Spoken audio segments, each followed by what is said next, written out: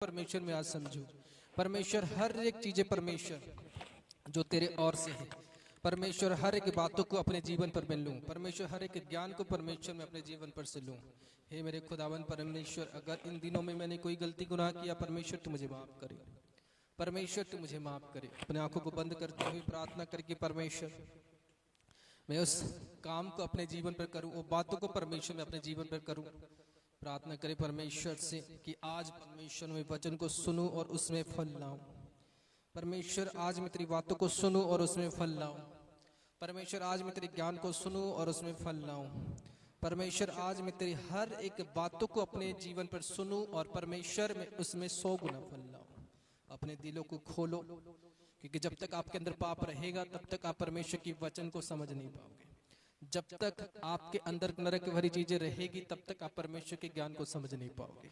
बोलो परमेश्वर आज तू मुझे उन चीजों से दूर कर जो नरक भरी चीजें हैं, मेरे लाइफ से दूर हो। और परमेश्वर में तेरी वचन को समझूं, तेरे ज्ञान को समझूं। आत्मा मुझे दे ताकि परमेश्वर में इस ब्लेसिंग को लेकर जाऊं और मेरा घराना ब्लेसिंग हो जाए। हे मेरे परमेश्वर, आज मुझे तो शुद्ध कर, पवित्र कर। परमेश्वर में वचन को सुनने वाला नहीं, वचन को खड़े होने वाला व्यक्ति बनूंगा। आज जो मैं अपने साथ अपने कान पर लेके जाऊंगा, आज परमेश्वर अपने दिल पर लेके जाऊंगा और तेरे काम के लिए खड़ा रहूंगा। आज की वचन मेरे जीवन पर 100 गुना फल लाएगी। आज की वचन मेरे जीवन पर 1000 गुना फल लाएगी। आज की वचन परमेश्वर मेरे जीवन पर 1000 गुना काम करेंगे। हे मेरे परमेश्वर, तेरी आत्मा के साथ मुझे ब्लेस कर। हे मेरे परमेश्वर, तेरे हर एक बातों के साथ परमेश्वर मुझे ब्लेस कर। हे मेरे परमेश्वर, हर एक कामों के साथ परमेश्वर तू मुझे ब्लेस कर। प्रार्थना करी खुदावन कि मुझे तेरी वचन को समझने के लिए ब्लेस कर, तेरे ज्ञान को समझने के लिए मुझे ब्लेस कर।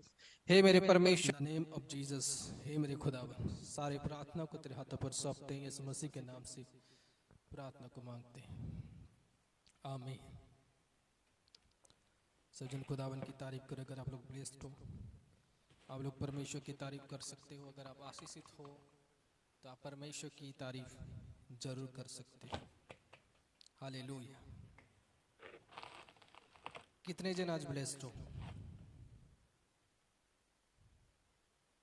आमीन। तो परमेश्वर की हुजूरी से ब्लेस्ड हो या किस तरीके से आप ब्लेस्ड हो?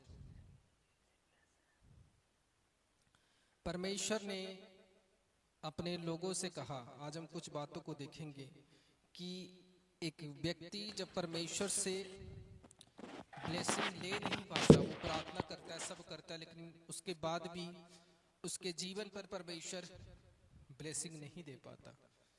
हाँ, जैसे अब्राहम के जीवन पर, अब्राहम परमेश्वर के प्रति एक वफादार था, परमेश्वर के प्रति एक ईमानदार था। आमीन।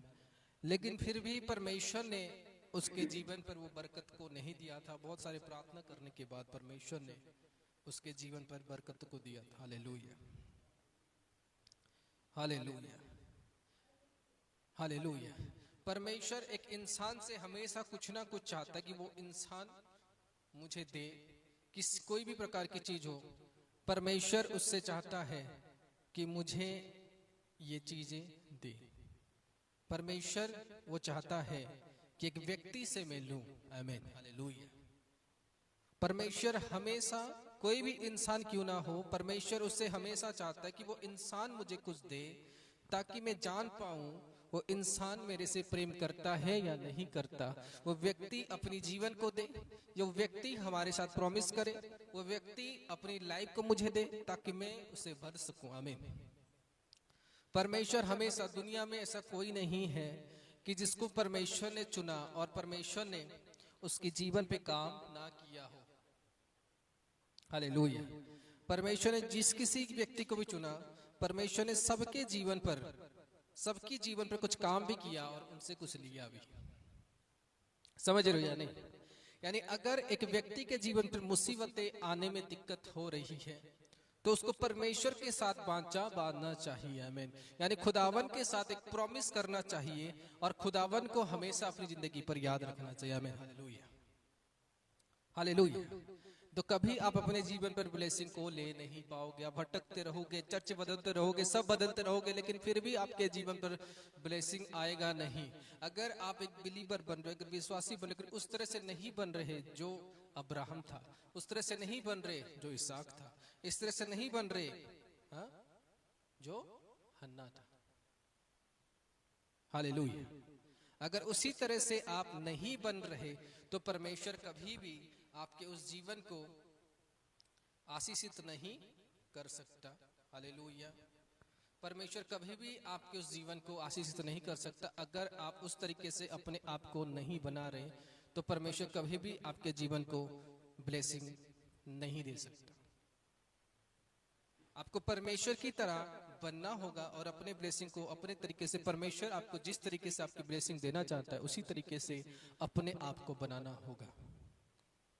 और वो रास्ता परमेश्वर सभी को वन टाइम, ऐसा नहीं कि परमेश्वर आपको सैमुअल की तरह ब्लेसिंग दे, ऐसा नहीं कि परमेश्वर आपको अब्राहम की तरह ब्लेसिंग दे। तो सबके जीवन पर परमेश्वर ने एक डिफरेंट वर्क किया, उसके बाद परमेश्वर ने उसे ब्लेसिंग दिया। आमीन। समझ रहे हो मेरी बात? लेकिन परमेश्वर जो इंसान से जो चाहता है, परमेश्वर एक बार वो रिवील करता है। हालेलुया। जब परमेश्वर अब्राहम से कुछ चाहता था, परमेश्वर ने क्या किया? अब्राहम के सामने वो रिवील किया कि मैं तेरे से ये चाहता हूं। और क्या था? उसका एक लौता पुत्र जो परमेश्वर उससे चाहता था। और इसके कारण उसकी ब्लेसिंग लॉक पड़ी थी। आज हम पढ़ेंगे पहला सामुएल,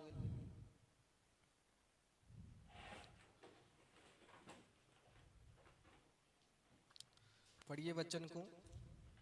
पहला सामुएल पहला अध्याय और उसका 11वां वचन।